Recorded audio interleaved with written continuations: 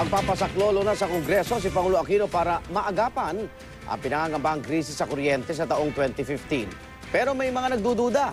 Hindi kaya emergency powers na nga ang hinihingi ng Pangulo. Saksi si Teresa Andrada. I never asked for it.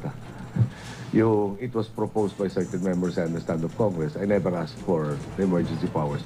Kung noong Enero, tila di interesado si Pangulong Aquino sa emergency powers para maresolba ang nakaambang krisis sa kuryente sa 2015, nagbago na nga ba ngayon ang isip niya? Very soon, we will formally ask Congress for a joint resolution that will authorize the national government to contract an additional generating capacity to address the 300 megawatt projected deficit. And on top of that, to have sufficient regulating reserves equivalent to 4% of peak demand for another 300 megawatts. Sinabi yan ng Pangulo sa launching ng expansion project ng Pagbilao coal-fired power plant na maaaring magdagdag ng 420 megawatts sa power supply ng Luzon.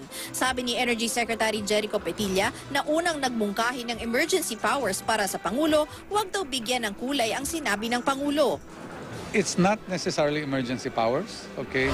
We're not after any other thing other than allow the government to contract additional capacity on a short-term basis.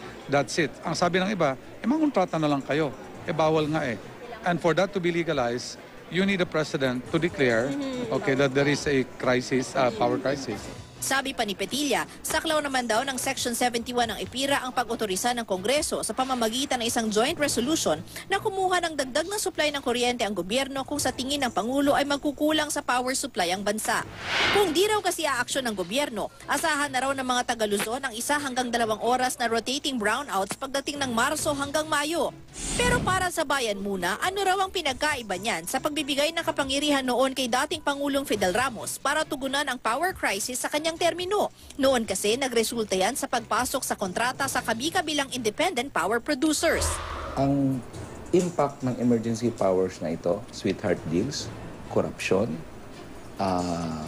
take or pay na mga provisions, and of course, very high electricity rates. Sabi ng Pangulo, di raw yan mangyayari. Let me assure our partners from the private sector, government intervention will be focused solely on addressing the projected shortage. We have no plans of intervening to distort the market or complicate the situation even further. Ako si Teresa Andrada, ang inyong saksi.